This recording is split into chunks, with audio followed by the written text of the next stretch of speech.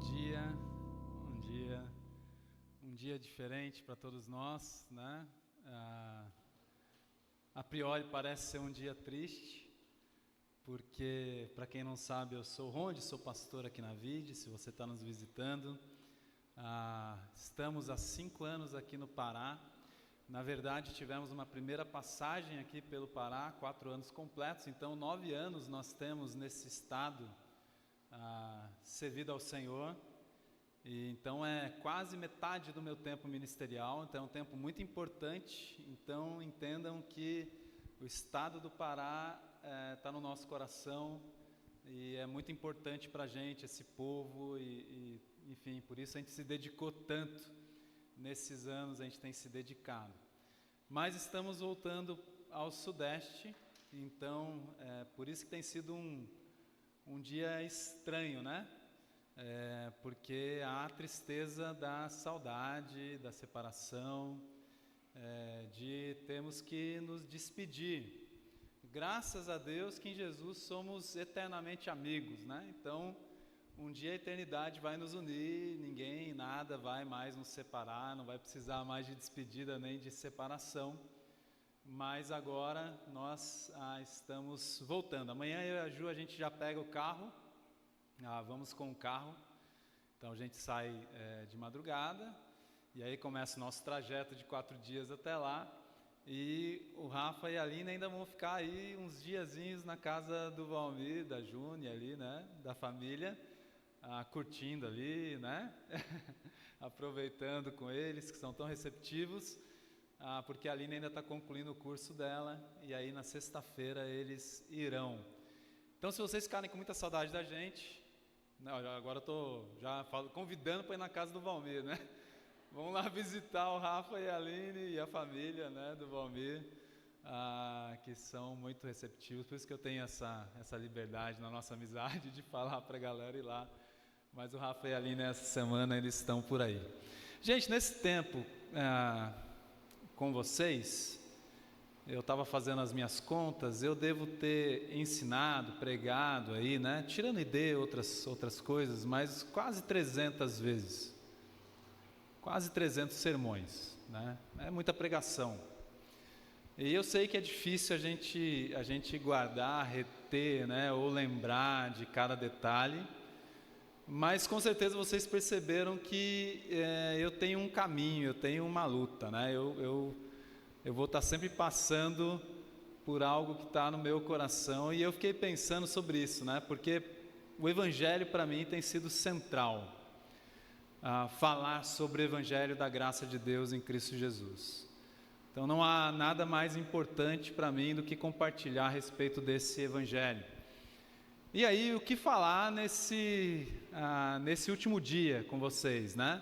Foi muito difícil, uma semana, geralmente é complicado, há semanas e semanas para a gente que é pastor em relação à pregação.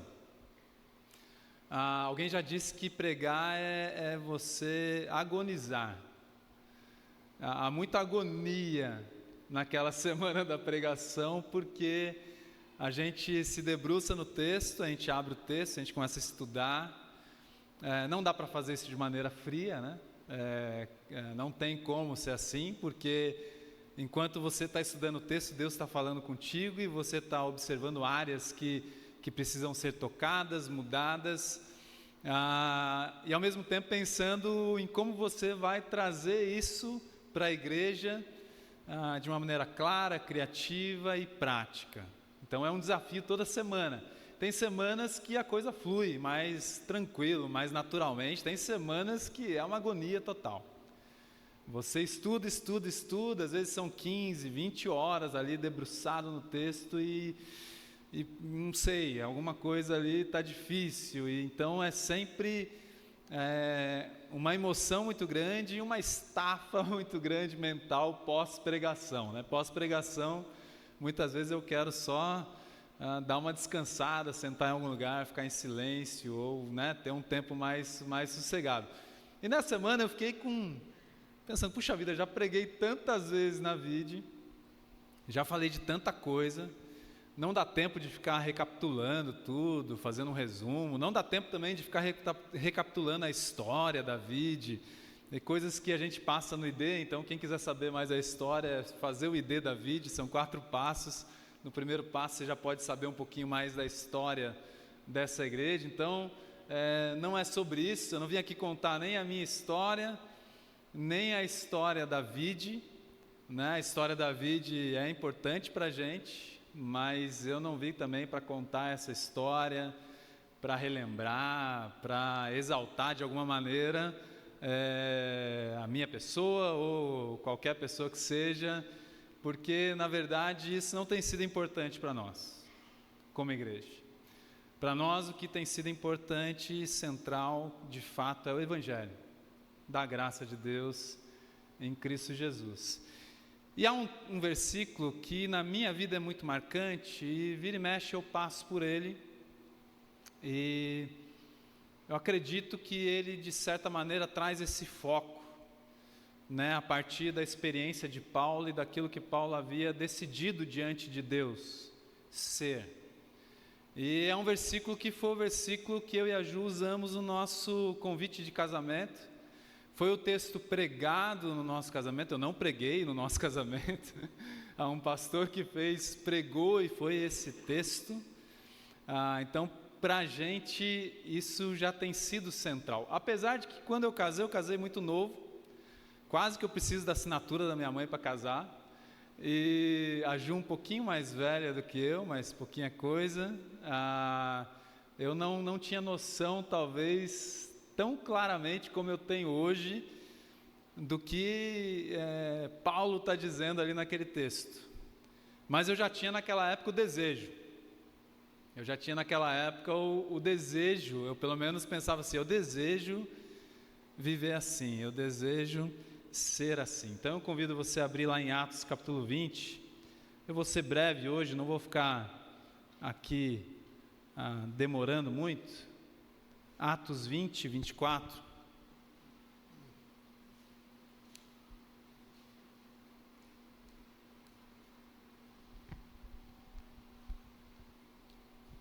Atos 20, 24, versículo bem conhecido por muita gente, diz assim: todavia não me importo, nem considero a minha vida de valor algum para mim mesmo, se tão somente puder terminar a corrida e completar o ministério que o Senhor Jesus me confiou, de testemunhar do Evangelho da graça de Deus.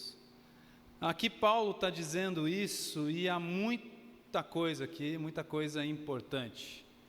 Mas Paulo está num momento da vida dele muito difícil, de decisões difíceis.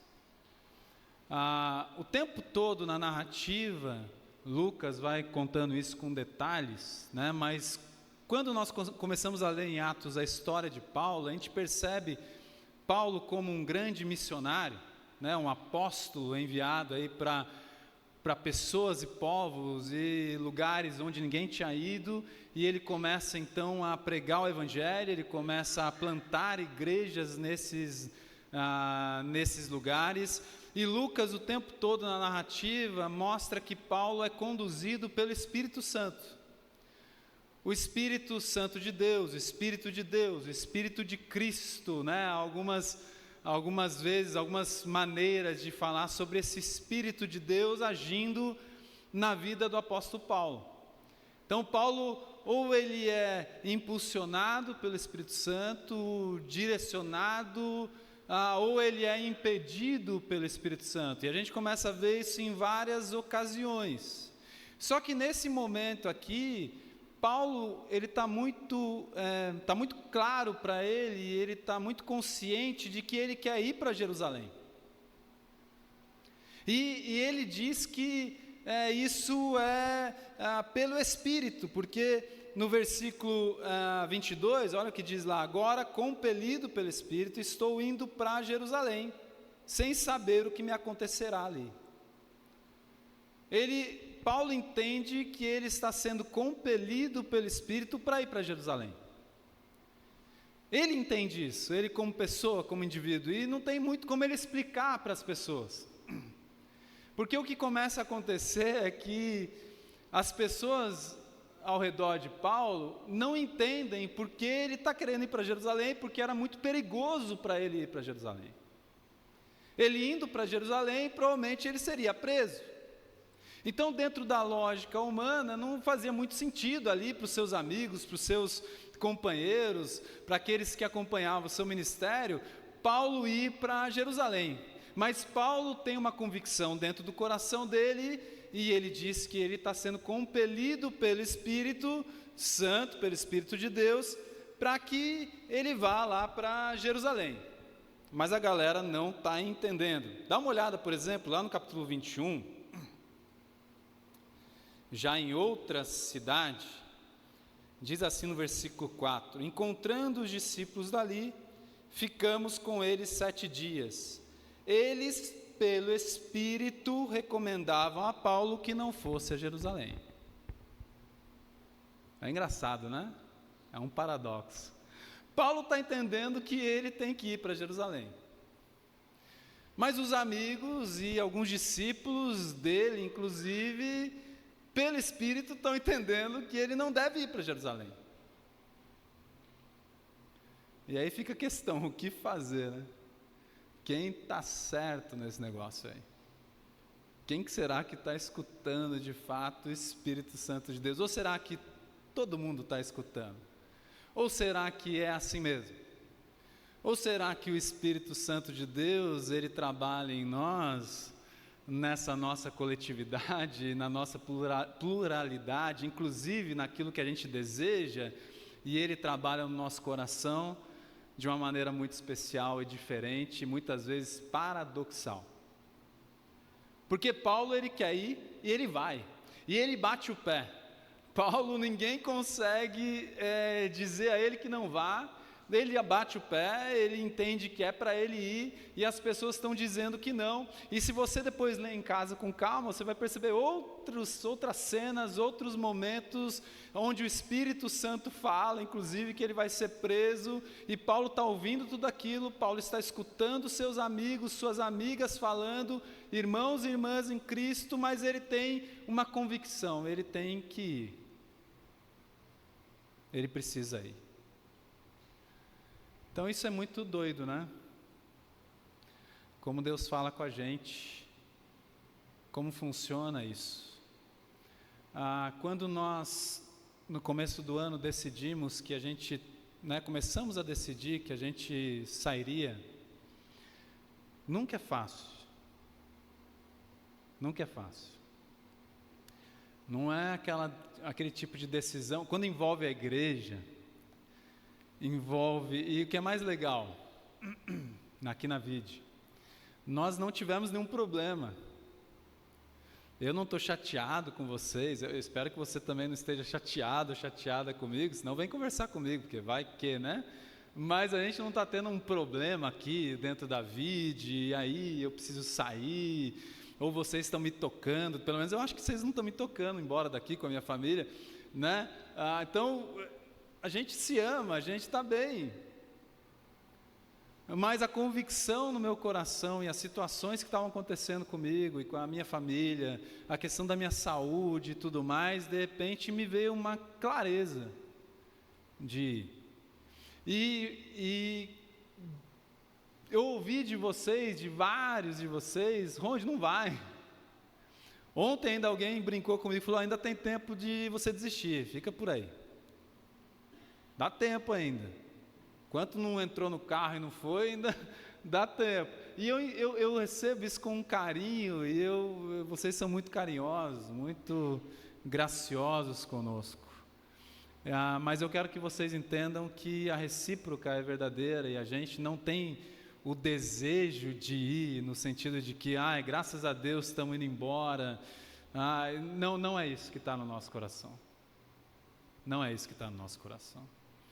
Só que, claro, dadas as devidas proporções, né, dentro daquilo que Paulo está falando aqui, quando Paulo fala, todavia eu não me importo, porque ele tinha a convicção de que ele deveria ir, mas que ele ia sofrer, e não é o meu caso, eu não estou achando que eu estou indo lá para Monte Verde para sofrer, É normal, a vida é normal. Eu não estou, né, ninguém vai me prender lá, não vai acontecer nada disso, que ia acontecer com Paulo. Mas Paulo aqui, ele diz que ele não se importa, a vida dele não está nas mãos dele. Paulo tem uma consciência muito clara de que sua vida não está em suas mãos, de que sua vida não lhe pertence. E Deus tem me dado essa convicção, e eu tenho vivido isso já há algum tempo, junto com a Ju, junto com a Aline e com o Rafa, de dizer, olha, a gente não se importa. E em que sentido na vida? A vida, nós estamos vivendo aqui um tempo maravilhoso, nós temos crescido como igreja, nós temos amadurecido, nós temos muita coisa legal para viver aqui como igreja, a gente tem se estruturado. Até os gatos querem se converter. Eles começam a pular aqui para dentro, eles querem ouvir alguma coisa. Só que eles estão batendo no dia errado, eles não têm noção que tem que ser no domingo. A galera não está aqui. Então, muita coisa legal, gente nova chegando. Nós percebemos isso, nós nos animamos com isso, só que a nossa vida não nos pertence. A VID, eu sempre deixei isso muito claro, a VID não é um projeto do Ronde, da sua família, a VID é um projeto coletivo, que vem do coração de Deus. A VID pertence tão somente a Jesus. Então, nós conseguimos falar assim, não, a gente não se importa, no sentido de que não nos apegamos como se fosse um projeto nosso, algo nosso, uma posse nossa, não. Aliás, vocês não são posse nossa. Na verdade, nós somos servos de vocês. Então, isso me dá tranquilidade em dizer como Paulo, olha, eu não me importo. Eu não me importo. A minha vida, a vida de vocês, não me pertence, mas pertencem a Jesus. Então, quando Paulo diz isso, ele está muito consciente, mas o que eu acho muito legal é que ele fala assim, ele continua explicando para aquela galera ali, porque se você olhar o contexto nos mostra até despedidas de Paulo. Paulo está se despedindo, Paulo encontra os líderes da igreja de Éfeso, Paulo está em tom de despedida, Paulo está explicando o que está acontecendo, e ele vai afirmar o seguinte aqui, nem considero a minha vida de valor algum para mim mesmo. Isso aqui, gente, é muito contrário à lógica que atua no nosso tempo. É muito contrário. E eu quero que você reflita comigo. Porque Paulo diz, olha, a vida para mim mesmo, para os meus sonhos, para os meus planos, para aquilo que eu anseio, talvez na minha particularidade, projetos meus, para tudo isso aí, em algum momento teve valor para Paulo, mas após o encontro dele com Jesus, ao ser encontrado por Jesus no caminho a Damasco, Paulo então tem os olhos abertos para entender o sentido da sua vida. E Paulo tem um entendimento tão profundo do sentido da sua vida, que ele consegue dizer, olha, para mim mesmo, para os meus intentos, a vida não tem valor algum. Paulo não está reduzindo o valor da sua vida, na verdade, Paulo está colocando o valor da sua vida no lugar certo, nas mãos de Deus, e dizendo, olha, eu não tenho motivo de orgulho, eu não preciso inflar o meu ego, eu não preciso ser o cara, eu não preciso me achar o grande apóstolo, eu não preciso me achar o grande pastor das igrejas, plantador de igrejas, eu não preciso nada disso, porque eu sei que eu não sou nada disso. Aliás, a minha vida para mim mesmo, para esses desejos ruins, às vezes até pecaminosos, não tem valor algum. até para aquilo que não é pecado, projetos e tudo mais. Paulo aponta a vida dele para um lugar, na verdade melhor, para uma pessoa, para um alvo que é Jesus Cristo. A vida de Paulo está apontada o tempo todo para Jesus, não para ele mesmo, não para outras coisas, não para o dinheiro, não para projetos, não para status, não para nome, não para reputação. Paulo está pouco se lixando com tudo isso, porque em Jesus ele encontra o sentido da vida dele. Gente, só que isso é tão ilógico para a gente hoje, porque o que nós temos recebido e a maneira como nós temos sido educados é que precisamos pensar em nós acima de todas as coisas, que precisamos pensar primeiramente na gente,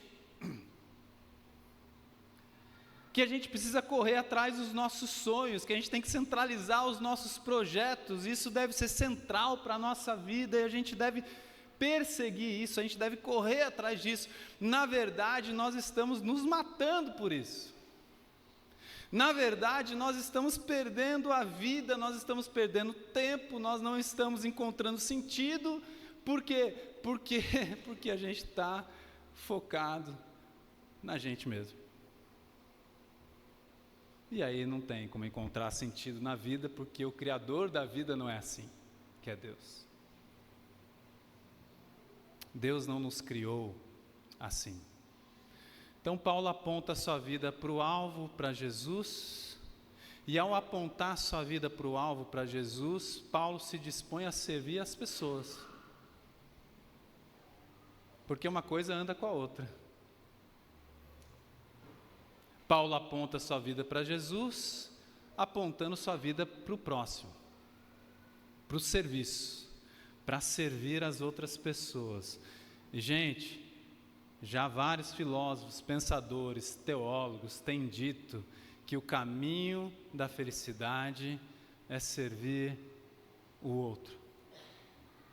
É servindo as pessoas que nós encontramos de fato a verdadeira satisfação, a alegria, contentamento, a felicidade. E sabe que quando a gente aponta a nossa vida para as pessoas, como Paulo fez, a gente cria conexões profundas. Sabe por que nós vivemos uma época de muita superficialidade nos relacionamentos? Por que a gente é tão superficial nos relacionamentos? Por que às vezes até na igreja nós somos superficiais, a gente não consegue ter profundidade, porque nós estamos, cada um de nós, focados em si, pensando nas suas próprias coisas. E aí, isso coloca barreiras para que a gente possa aprofundar o relacionamento. Agora, quando nós apontamos nossas vidas para o outro, para outra pessoa, nós nos tornamos vulneráveis, a gente deixa as pessoas se aproximarem de nós nos aproximamos delas, nós somos intencionais, nós aprofundamos as conexões, as relações.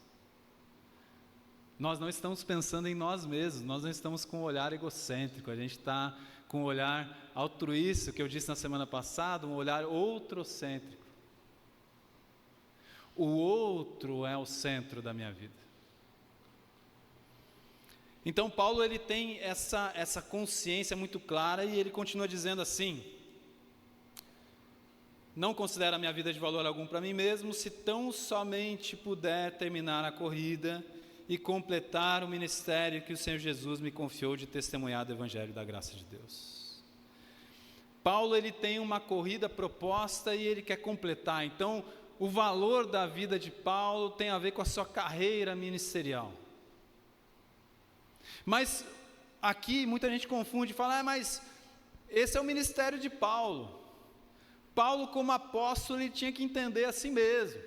É a carreira ministerial para a qual Deus o chamou, então é muito específico. Então Paulo ele tinha que abnegar tudo.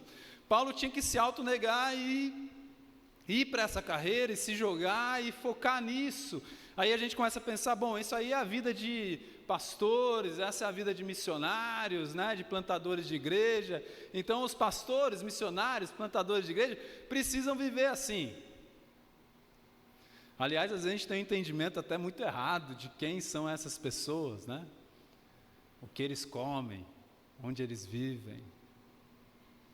A gente pensa errado e a gente começa a dizer, não, essa é a vida do pastor.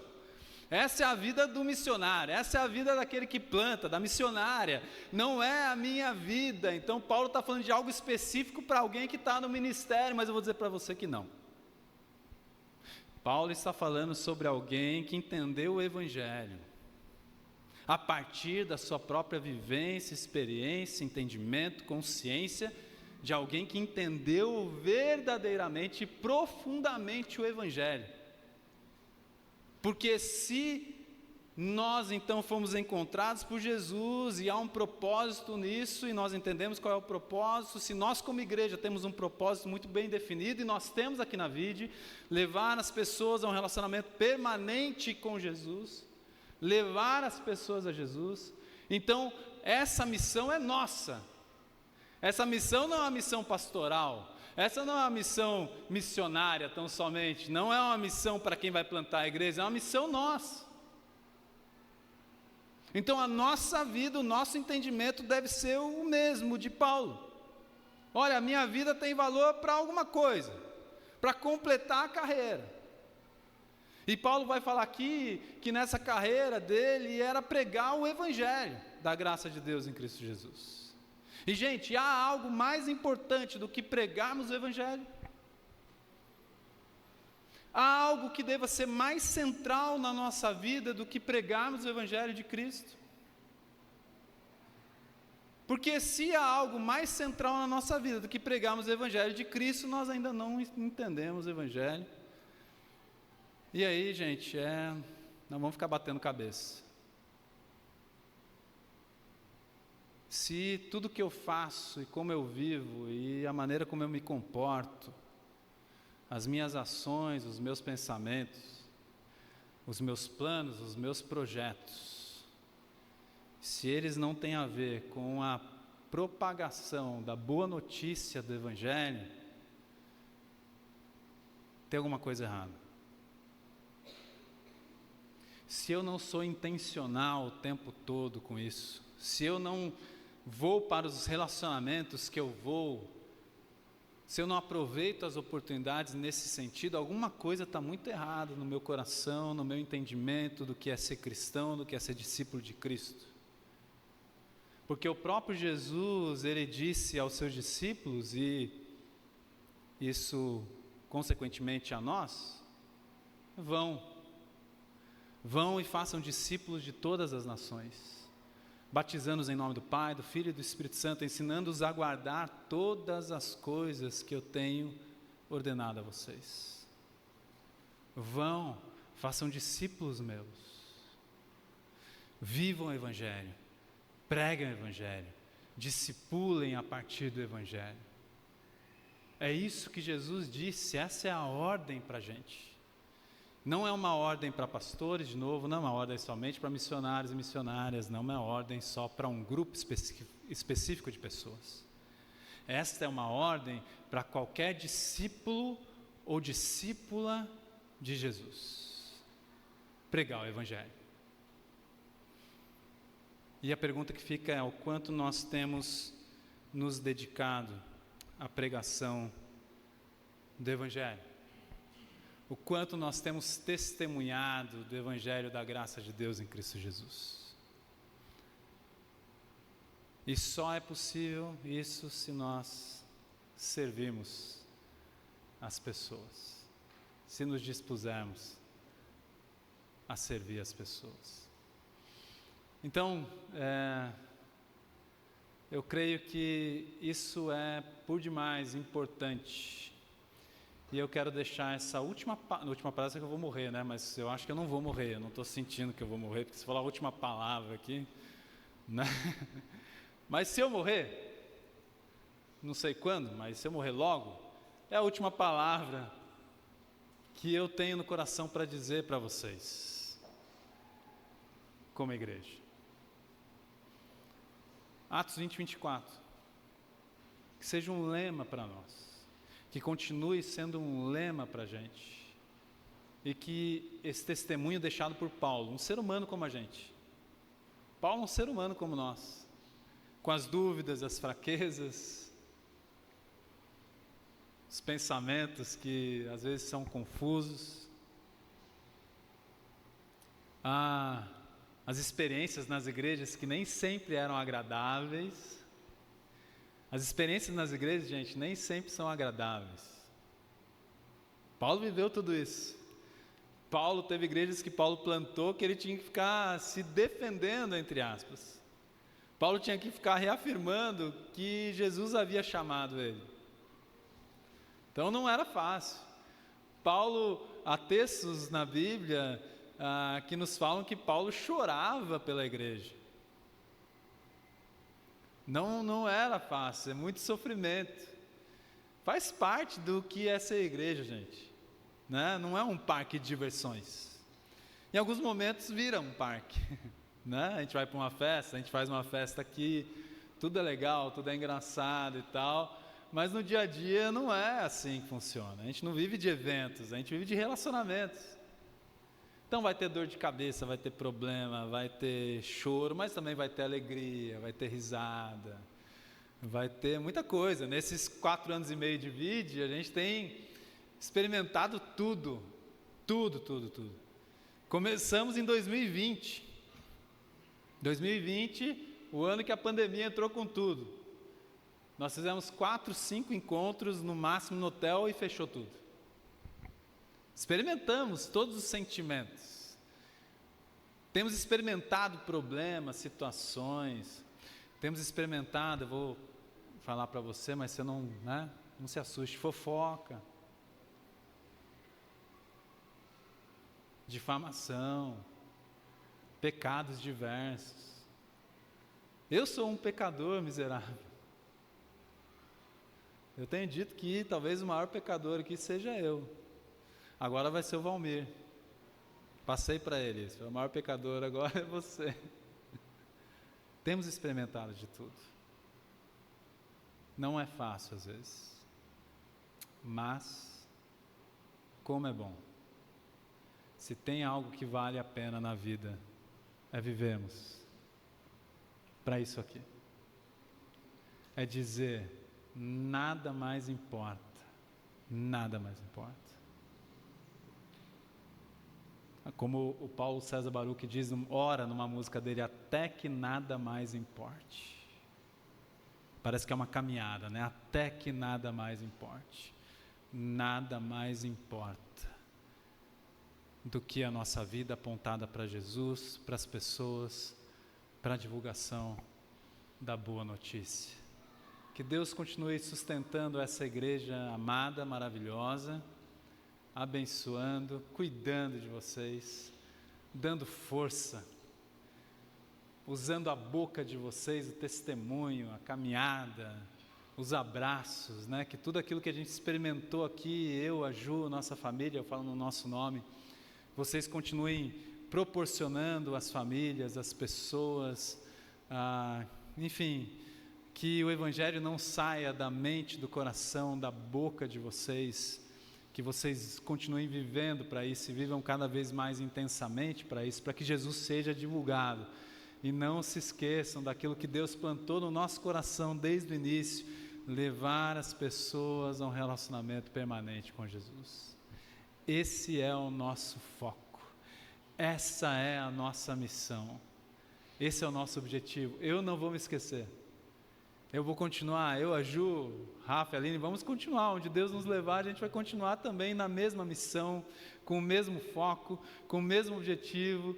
E eu estava falando com o Valmir hoje, eu quero voltar logo aqui, quero ver vocês, dar um abraço, curtir, né? E aí vai ser mais legal ainda, porque quando tiver os problemas, eu falo, não, o problema é com o Valmir. Coisa boa, festa comigo, pode que daí eu estou junto. Onde eu queria conversar, não, o problema é com o Valmir. Estou brincando, é óbvio. Somos igreja.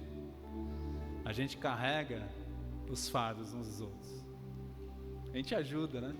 Jesus disse que o jugo dele é suave, o fardo é leve. Sabe por quê? Não é tão somente por ele, é óbvio que ele é tudo em nós.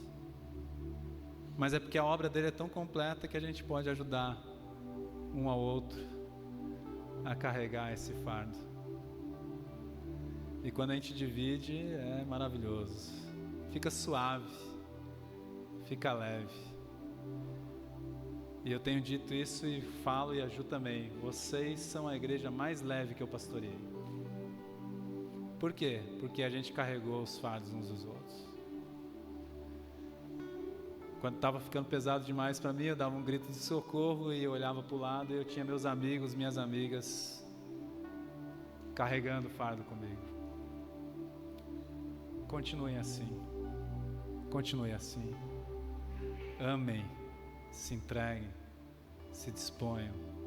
E eu tenho uma certeza, uma convicção, eu creio mesmo, a vida só vai crescer em todos os sentidos para a glória do Senhor. E eu, a Yaju, a Aline e Rafa, à distância, estaremos vibrando juntos e dizendo como foi bom fazer parte disso.